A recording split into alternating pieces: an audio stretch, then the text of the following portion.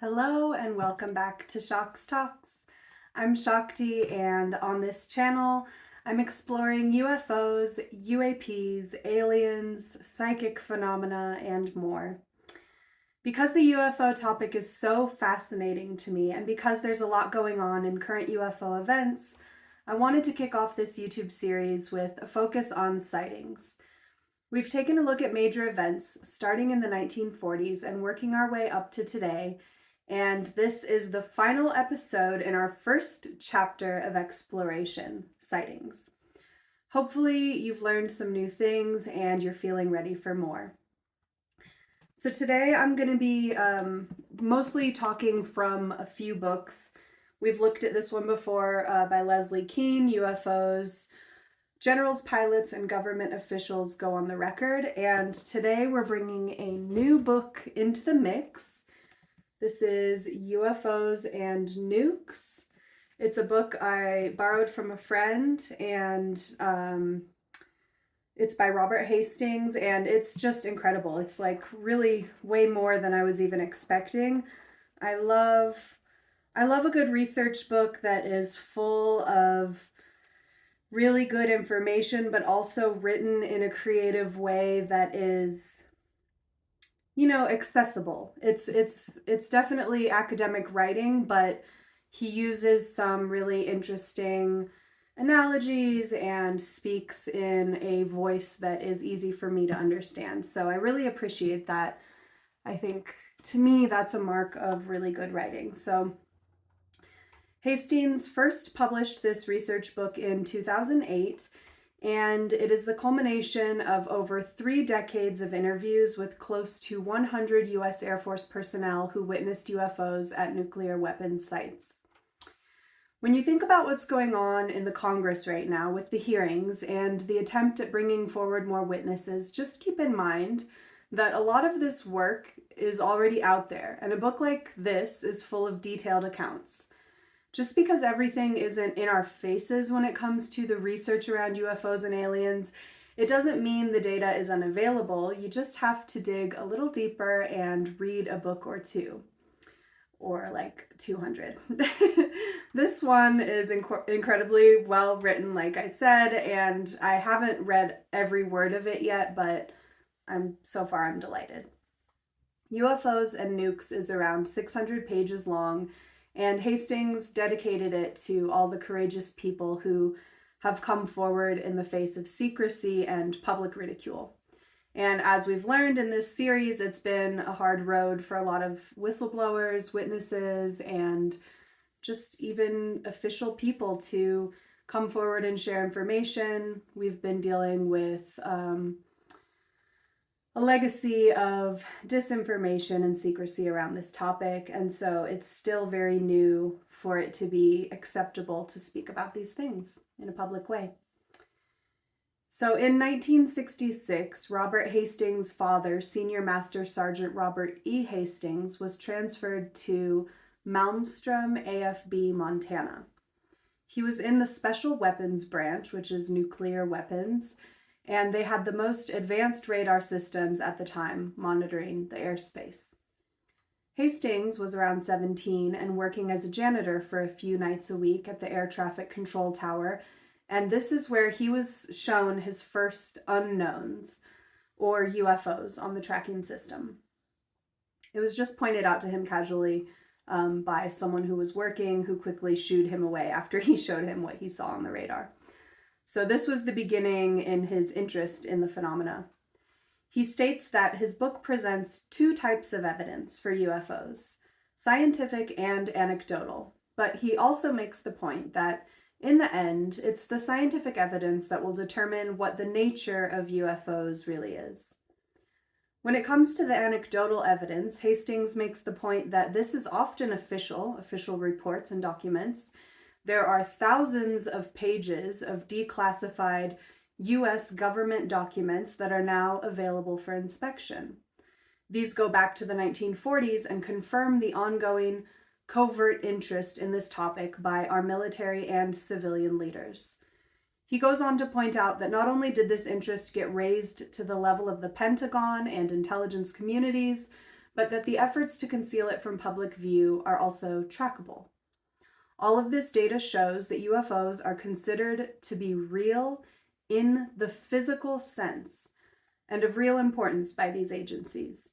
And it helps me a lot when people point out this distinction, because when you start to look into this phenomena, there's a lot of theories about everything from time travel to interdimensional visitors to mass hallucinations to, mental and consciousness-based phenomena. But what's so interesting about the body of research when it comes to UFOs is that, at least on one level, there is a physical component to what we're dealing with. So that's very important to recognize, because we can get lost and confused in the midst of all these different theories and also many different types of phenomena that are occurring in reality. So there's a lot going on. We're talking about UFOs. We're talking about the physical aspect of UFOs. We're talking about well-researched, well-documented sightings and government activities surrounding this topic. I don't know if you remember me bringing up Tom Campbell a while back, but I'll certainly talk about him again. And one of the things I love about him is how he always emphasizes that evidence doesn't prove a theory, it supports it. As in, the more evidence you have, the more credible a theory becomes. Basically, instead of thinking of science as something that is just done when a theory has been quote unquote proven, we would be better off continuing to make room for new evidence. And the same could be said for our ideas of world history as well. And it's important to have our theories, but we need to be nimble and ready to adapt as new information comes in, like artifacts that are turned up that change the timelines, This is one of the greatest problem with the modern scientific community and many levels of academia as well. People make careers around things they feel are true, only to find out later that there is more information, but because of the ego, money, and reputation factors, they become sticks in the mud. We've all had the experience of realizing later in life that a lot of what we were taught in school was highly politicized, skewed, and just plain wrong.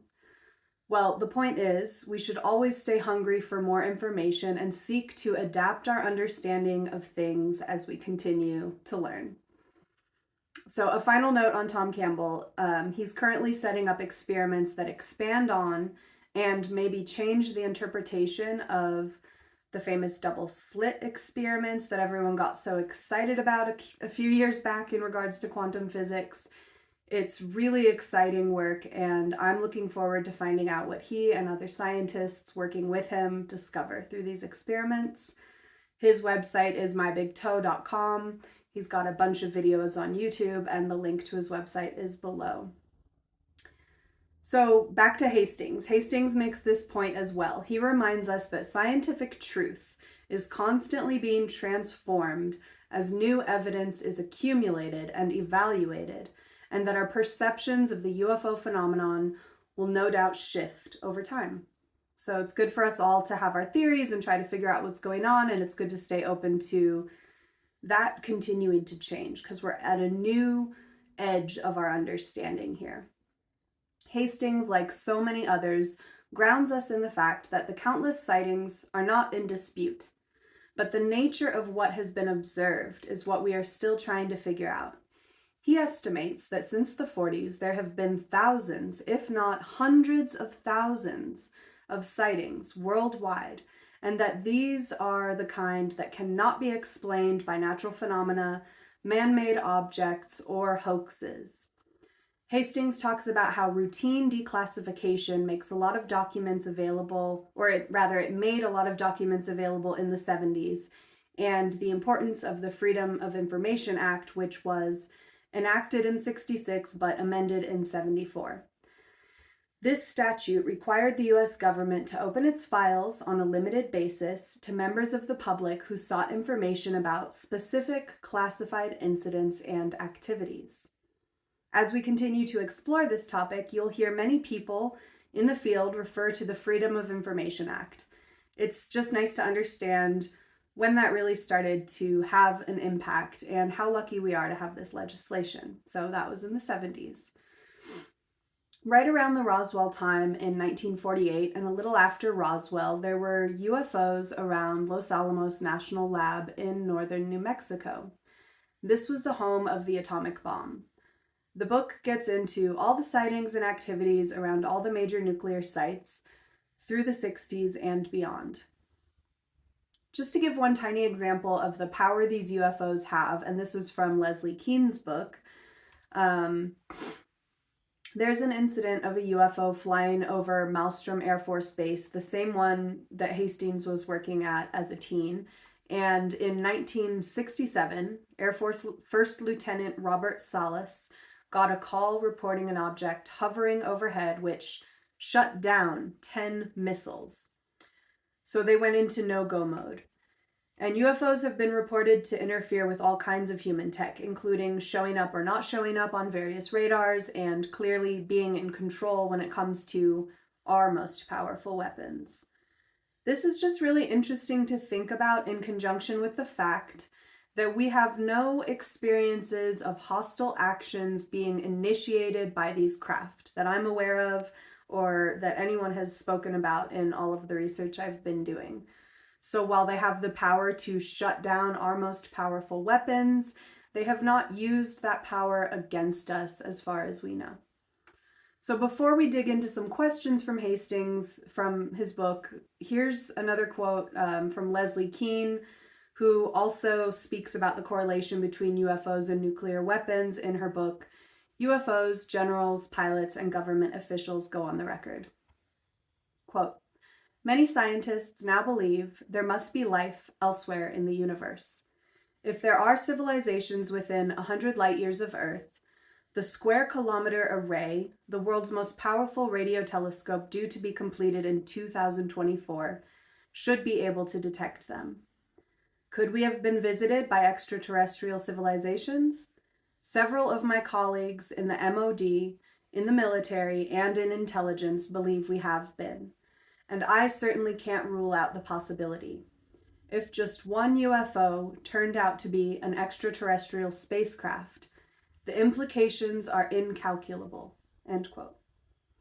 So if you've been with me for the 8 episodes leading up to this, you should have by now a pretty clear picture of UFOs being taken seriously by people worldwide, governmental involvement, an understanding, governmental involvement in understanding the phenomena, as well as coverage by major news organizations, in-depth research books by journalists, historians, scientists, and military people, counselors, hypnotherapists, and civilians who have experienced contact or had sightings. Now, we're going to turn a corner and move from sightings into the big question, who is behind the UFO phenomena? So Hastings has a list of key questions here in the book, and I think they're really good, so I'm just going to read them off to you. Number 1, who are they? Number 2, how do they travel here? Number 3, why are they here? Number 4, is more than one alien race present? Number 5, why do aliens reportedly look similar to humans? Number 6, why has there been no open contact? Number 7, why the official secrecy about UFOs? And number 8, what happens next? So before getting into some answers to these questions, Hastings reminds us that since 1947, which is where we started our timeline in this mini series that I'm doing, out of the thousands of legitimate sightings, only a few have contained reports of beings or occupants associated with the craft. All of the beings observed are being reported as humanoid, as in a head, 2 eyes, a nose, a mouth, usually no visible ears, and an upright body with 2 arms, 2 hands, and 2 legs with feet. Beyond this, though, there is a lot of variation in terms of what people are seeing. He lists out some of what has been reported, and we'll get into a lot more of this and other people's research as well in the coming episodes, but Hastings describes variations such as nostrils but no protruding nose, a slit for a mouth with no lips. On some, there are big ears and noses. There's a variety of skin colors, pure white, whitish gray, bluish white, and light to dark brown. He says to his knowledge, green skin has never been reported, but I have heard some reports of greens that sound more like the mottled colors of certain toads or reptiles, so more of like a gray and brown and green combination. So not necessarily bright green, but there are some reports of greenish hues. Skin texture ranges from flawlessly smooth to reptilian. Some beings have a lizard-like appearance. Some reports from South America describe dense fur or hair, and heights range from the 3 to 4 foot types to the 7 foot or even taller beings. And just breaking away from Hastings for a moment, there are many other reports of types of beings, including insectoids and light beings and tall grays and short grays. And there's, what else? There's like cat faces. There's all kinds of things that people have seen. So this is it's hard to tell whether or not there's a neurological element at play, including our own perceptions and the way that when we're in an extreme fear state, we often misconstrue the visual data that we're taking in and we project onto it. So he's talking about some really like well documented sightings. And when we branch out into just the whole huge world of what's been reported, it's going to get weird. There's going to be a lot of different things out there, so take it all with a grain of salt, of course, as always. Out of all of the reports, the eyes are often noticed as being the most striking and sometimes frightening. Usually they are reported as large and slanted, almond-shaped, and black, as in no whites like how human eyes have. Some, however, have eyes similar to our own, and some aliens are so human-like that they could practically pass for one of our own species. There's a lot of reports of beings on craft basically looking like humans and sometimes being in uniform as well. In terms of the question, how do they travel here, Hastings basically says, we are not yet advanced enough to understand. There are some theoretical physicists who are starting to come up with things that would abolish the sublight velocity limitation. If these visitors can move faster than light, then they could easily be traveling from other solar systems. According to Hastings, this would be like a flight from New York to LA. He states that some theorists now believe that interstellar travel might require only a few seconds, as impossible as that may seem at first glance. In terms of why they might be here, he brings up the correlation between UFO sightings and nukes.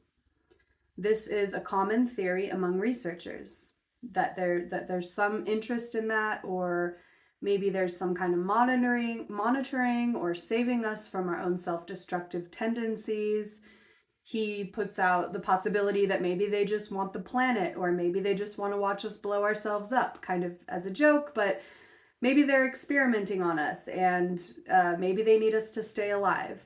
He doesn't really say in this book what he believes, only that the UFO nuclear correlation may be viewed as positive someday in the future. So there's some kind of correlation going on. There's been so many reports of sightings around these test sites, and like we looked at earlier, even examples of the UFOs turning off missiles or being able to interfere with them. So that's a pretty big deal.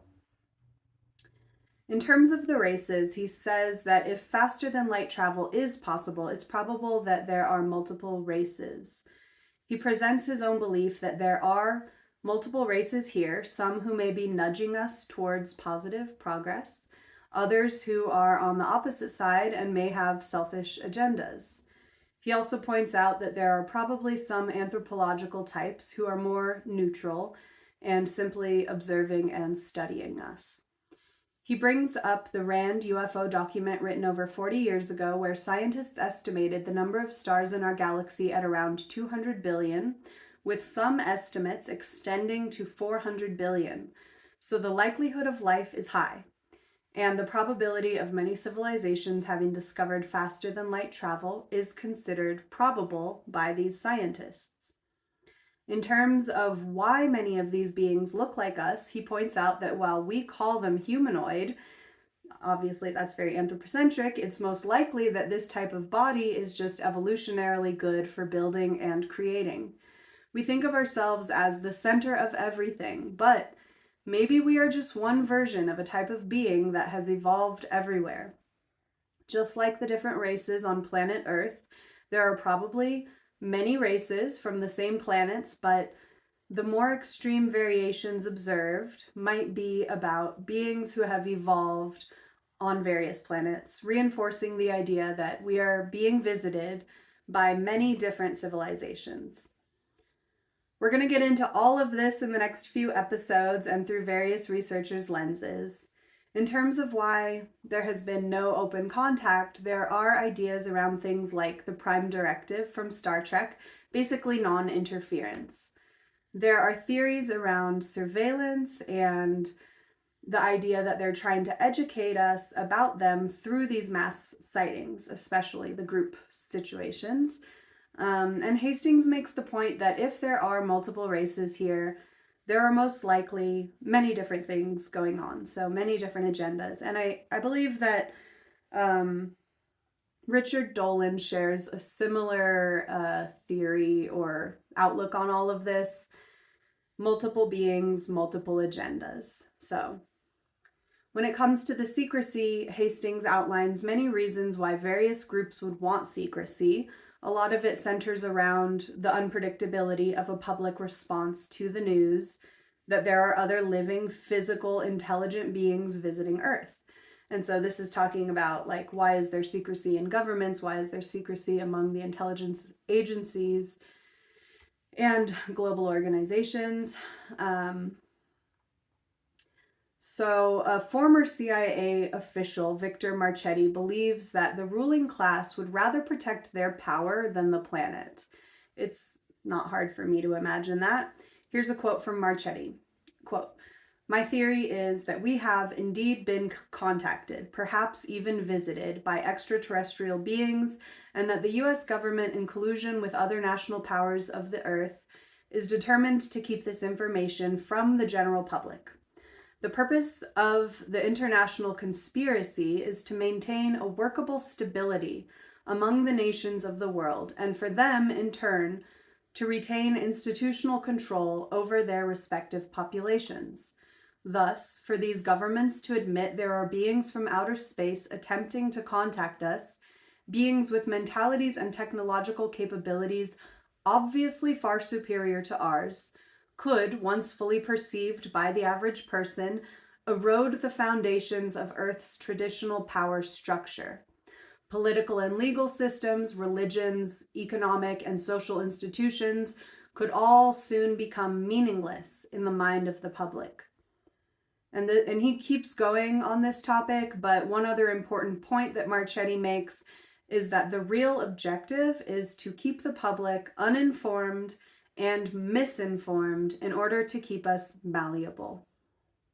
Again, it's not hard for me to imagine, because just think about the way these institutions function. It's easy to see that we are not being given the best education. We are not being raised to be critical thinkers. We are drowning in distractions and mind-numbing addictive media, and we're slaves to capitalism. This is the world we live in, at least today. Finally, in terms of the question, what next, Hastings basically says there could be the slow, ongoing process of bringing all of this to light, getting more scientists involved, etc. Or if the aliens decide to stop playing peekaboo or change tactics and choose to just show up in full force one day, we will be forced to accept this denied aspect of reality in an immediate way.